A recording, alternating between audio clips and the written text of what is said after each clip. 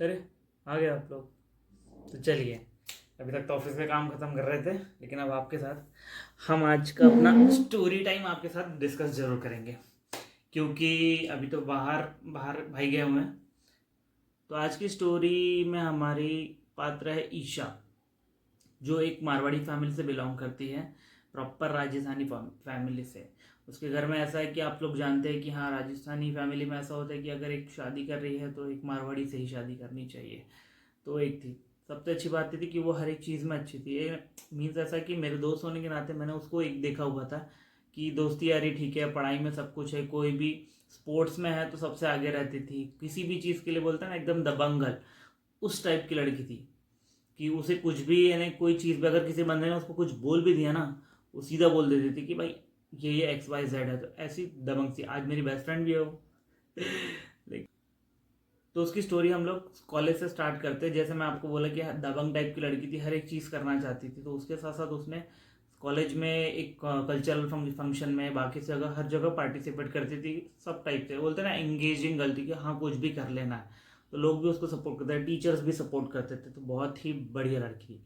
उसके साथ साथ ऐसा हुआ कि वो और कुछ करना चाहती थी। उसको करियर का ना बहुत टेंशन सा रहता हमेशा, कि ऐसा है कि राजेश बोले ये करना है, मेरे को लाइफ में थोड़ा आगे बढ़ना है, अपनी घर वालों को सपोर्ट करना है। उसका एक एक था तो उसका। और फिर हम लोगों को उसके साथ साथ दोस्ती यारी में ऐसा होता यार, मैं बोलता था यार तू ये लड़का पटा ले, या फिर सॉरी ऐसा बोलता था यार ये लड़का तेरे लिए बेस्ट है, ये लड़का। तो उसने मुझे एक टाइम पर ये चीज़ बताई कि राजेश, मेरा हम लोगों का ऑलरेडी मेरा रिश्ता जब मैं 14 ईयर की थी तभी उसका रिश्ता तय हो चुका था। तो ये चीज़ मेरे साथ नहीं हो सकती। तो ऑलरेडी मेंटली प्रिपेयर भी थी उस चीज़ों के लिए। तो ये चीज़ होती है, ठीक है। उनका ऐसा था कि उन लोगों का एक रिश्तेदारी होगी तो शायद उसने वर्बली तय किया होगा, तो वो उसको भी बताया। तो उसने लाइफ में भी आगे अप्लाई किया। तो उसने अच्छे से ग्रेजुएशन किया और अपने लाइफ में वो कुछ करना चाहती थी, क्योंकि वो टाइप इंडिपेंडेंट वुमन थी। लेकिन वो फेमिनिस्ट वाला वैसा नहीं है, लेकिन एक ठीक थी कि हाँ उसको प्रोज एंड कॉन्स और बाकी चीज़ें समझ में आती थी कि उसको घर वालों को सपोर्ट करना, बाकी चीज़ें करना है, समाज को भी देखना है, बाकी सब चीज़ें बैलेंस करने वाली लड़की थी। तो ग्रेजुएशन के बाद ऐसा हुआ कि वो जॉब ढूंढ रही थी। तो मुझसे उसने कहा कि राजेश बोले कि कहीं जॉब हो तो बता। मैंने बोला यार मैं तो अभी धीरे धीरे कॉर्पोरेट में जॉब देख रहा हूँ, तो मेरे पास वैसा है। बोला तू क्या करना चाहती है? तो बोले यार मेरे को कॉर्पोरेट में जॉब मिले, क्योंकि मेरे को अकाउंट्स वगैरह कुछ भी पसंद है नहीं। बोले तो मैंने बोला मेरे को तो नहीं पता यार, क्योंकि मैं सिर्फ अकाउंटिंग और बाकी चीज़ों में जॉब करता हूँ, जॉब सर्च कर रहा हूँ। तो उसने बोला ठीक है। तो फिर हमारी उस बात में 2 महीने कुछ बात हुई नहीं। तो एकदम से 2 महीने बाद मुझे पता चला कि उसने जैसे हेयर ड्रेसर वाला एक सलून टाइप होता है, तो उसकी एक एकेडमी है, तो उसने वो ज्वाइन कर ली है। तो उतने टाइम पे मैंने उसको कॉल किया और बोला यार तूने क्या एकेडमी ज्वाइन किया है? एक फ्रेंड से पता चला था मुझे। तो बोले हाँ हाँ यार। तो मैंने बोला चलो बढ़िया है। तो उसको मैं बोला क्या करना चाहिए? तो बोले मेरे को आर्ट एंड बाकी चीज़ों में आगे जाना है, मेरे को उसी में आगे बढ़ना है। तो बोला ये बढ़िया है कि हाँ उसको इंडस्ट्री से लगाव सा हो गया, क्योंकि शायद हो सकता है, क्योंकि आफ्टर ग्रेजुएशन उसको लगा कि इसमें करियर है। तो उसने वो चीज़ की। उसके साथ साथ उसकी लाइफ में एक नया मोड़ वहाँ लिया कि उसके ही जो सैलून में जो वो काम कर रही थी, उसके साथ में उससे एक बंदे से अटैचमेंट हो गई। और वो बंदे से अटैचमेंट धीरे धीरे उसकी बढ़ती गई। इस बीच में मुझे तो कुछ पता था नहीं, क्योंकि वो बाद में हर चीज़ शेयर करती थी, लेकिन मेरे साथ तो उस टाइम पे उसने शेयर किया नहीं। तो धीरे धीरे उसकी अटैचमेंट बढ़ गई कि वो उससे शादी करना चाहता था। लेकिन उसने फिर उससे बात की होंगी तो बोला होगा कि मेरी शादी तो पहले से तय है। तो ऐसा हुआ। तो फिर वो चीज़ें उसने घर पे बताई, तो क्योंकि उसका ऐसा था कि हाँ अगर तुमने पहले तय किया है तो मुझे इस लड़के से शादी करनी है। लेकिन बात वो आ जाती है कि वो कास्ट, क्योंकि कास्ट में ऐसा है कि नहीं एक्सेप्ट करते हमारा समाज। और जो है ठीक है, हर समाज और बाकी चीज़ों का अच्छा है, चाहे मेरे लिए हो किसी और के लिए हो, हम लोग सोसाइटी को देख कर चलते हैं। इसमें मैं कोई कमेंट नहीं करना चाहूँगा कि वो एक्सेप्ट नहीं किया गया। बहुत सा परेशानी हुई, जो भी हुई, जो भी कुछ हुआ, उसी घाई गड़बड़ में उसके घर वालों ने उसकी शादी, जो बंदा उसके लिए मुंबई से देखा हुआ था, उसके साथ उसकी शादी तय भी कर दी। उसको थोड़ा बहुत इमोशनल ब्लैकमेल वगैरह किया गया, तो उसको फिर शादी के लिए रेडी किया गया। तो वो इमोशनल जो भी होके फाइनली वो शादी के लिए मान भी गई। लेकिन उसकी साइमल्टेनियसली इधर उधर से उसको बातें पता चलती कि वो लड़का उसका वेट कर रहा है। उसके दिमाग में यही चलता रहता था। लेकिन फिर भी उसने उस लड़की से शादी की। घर वालों ने बोला, लेकिन थोड़ा मानी, लेकिन वो फिर हमेशा माने, वो बोल भी रही थी कि मुझे अगर शादी करने के बाद अगर मेरा कुछ होता है, डाइवोर्स होता है, जो भी होता है, इसके जिम्मेदार तुम होंगे। लेकिन वही हुआ कि शादी हुई, और 15 दिन भी शादी नहीं टिकी, और 15-20 दिन बाद उसने कहीं से मुझे फ़ोन लगाया, और मुझे उसने पूछा कि राजेश बोले अब क्या करूँ, क्योंकि मैं जहाँ पे हूँ वहाँ पे मैं कुछ भी नहीं कर पा रही हूँ। मुझे पता है कि मैं मेरे घर की बड़ी हूँ और बाकी चीज़ें, लेकिन ये जो बंदा है जिससे मैंने शादी की, बाद में मुझे पता चला है कि ये मेरे को जस्ट लाइक चार दीवारी में रखना चाहता है। तो मैंने तो उसको एक ही चीज़ बोली कि अगर अपने घर वालों से बात करके, बाकी चीज़ों को बात करके, तो उसी के साथ रहे, उसका साथ मत छोड़, जो भी है उससे बात करके चीज़ों को सॉर्ट आउट करो। मेरा तो वहीं पे उसका मेरा सजेशन उसके लिए वही था, और अपनी शादी चला, बस यही एक था।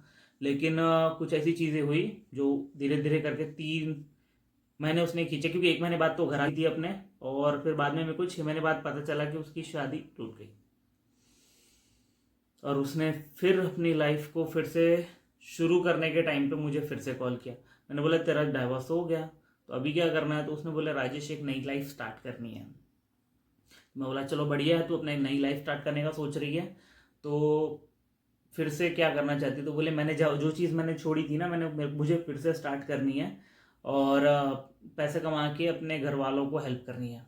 मैंने बोला बहुत बढ़िया। तो उस चीज़ में फिर हम लोगों की बात हुई, फिर फ्यूचर को लेकर हुई कि मैं बोला तू क्या कर, क्योंकि एक सिंपल सी बात है कि एक डाइवर्सिटी को समाज एक अलग नज़रिए से देखता है, तो उस टाइम पे तेरे को क्या करना है। तो फिर उसने समाज से लड़ा, फिर से जॉब ज्वाइन किया। उसके घर वाले इवन उससे बात भी नहीं करते थे जब उसने जॉब ज्वाइन की, क्योंकि उस टाइम पे उसने ऑलमोस्ट 25,000 रुपये में जॉब ज्वाइन किया था, और उसके घर पे उस टाइम पे सच में पैसे की बहुत ज़रूरत थी। उस टाइम पे जो भी उसने डिसीजन लिया, अपने घर वालों को बैक किया, उसके पापा को बैक किया, और फिर धीरे धीरे पैसा कमाना चालू किया, और अपने प्रोफेशन में आगे बढ़ी, और उसकी सैलरी ऑलमोस्ट 70,000 तक पहुंची, वो भी साल से 1.5 साल में। उसी बीच में उसने अपने पापा को भी हेल्प किया, एक प्लॉट भी, एक घर भी बना कर दिया, और 1 से 1.5 साल, अप्रॉक्सीमेटली 1.5 और 2 साल हुए, 2 साल तक उसने अपने घर वालों को हेल्प किया, बाकी चीज़ें की। सब कुछ करने के बाद उसने डिसीजन लिया कि हाँ उससे अब शादी करनी है। उसने उसके घर वालों से फिर से बात की, क्योंकि उसके घर वाले उसके पीछे ही पड़े हुए थे, जो भी है कि अब हाँ दूसरी शादी कर सकते। उसमें उसके घर वालों ने उसको मदद की, और फिर से एक दूसरा लड़का देखा। उस लड़के से उसने क्लियर बात की कि हाँ मेरी लाइफ ऐसी है, मैं ऐसी ही हूँ, और आप मेरे को एक्सेप्ट करेंगे, मैं आपके साथ चलने को तैयार हूँ, लेकिन ये चीज़ है। और फाइनली उसकी शादी हुई, और उस टाइम पे लाइफ ने उसको दूसरा मौका दिया, दूसरा पार्टनर दिया। उसने घर में बड़े बेटे की तरह काम किया, अपने घर वालों को पहले सेटल डाउन किया, अपनी छोटी बहन की शादी की 2 साल के बीच में, क्योंकि उसने इंसेंटिव इतने कमा लिए, यानी अच्छे इंसेंटिव कमाए, और बहुत ही मेहनती लड़की थी, अभी भी है। तो उसने इतना सब कुछ किया, 2 से 2.5 साल बोल सकते हैं यार, मेरे को तो उतना याद नहीं, लेकिन सब कुछ अच्छा किया। तो एक बोल सकते हैं कि ब्रेव गर्ल स्टोरी थी, और अभी भी है। अभी होप सो भगवान की दया से बहुत खुश है, और अपने पति के साथ अच्छे से कंधे से कंधा मिला के चल रही है। ये स्टोरी से मुझे एक ही चीज़ लगती है कि उसने अपनी जो लाइफ ईशा ने स्टार्ट की थी, वहाँ से उसने एक लाइफ में एक डाउन आया, चीज़ें ऐसी नहीं चली कि जो घर वालों ने डिसाइड नहीं, उसने खुद ने वो चीज़ को लिखा और आगे लेकर गई। वो चीज़ मुझे बहुत अच्छा लगा। तो ऐसी ब्रेव लड़की के लिए मेरे तरफ से हैट्स ऑफ। वीडियो देख रहे होंगी तो लिखना मत कुछ। तो ऐसा था आज का स्टोरी टाइम दोस्तों, यही था कि इस ब्रेव गर्ल को हमेशा सपोर्ट रहेगा, कभी भी फ़ोन करे, मेरे को करती ही है, हमेशा रेडी है। So brave girl. और आप लोगों को स्टोरी में जो भी अच्छा लगता है ज़रूर नीचे लिखिए, और आपका वीडियो के लिए प्यार बनाए रखिए। Thank you so much. और ऐसी कोई स्टोरीज़ आपको सुननी है तो बताइए, क्योंकि मैं लव स्टोरीज़ भी पढ़ता रहता हूँ, सोचा है, लेकिन ये ब्लॉग चैनल है तो मेरे पास जब कुछ नहीं होगा तो फिर मैं ये बना लूँगा, क्योंकि हर दिन मैं कैमरा लेके नहीं चलूँगा। जिस दिन कैमरा लेके नहीं चलना तो आपके लिए स्टोरी टाइम आएगा। Okay, so thank you so much for watching.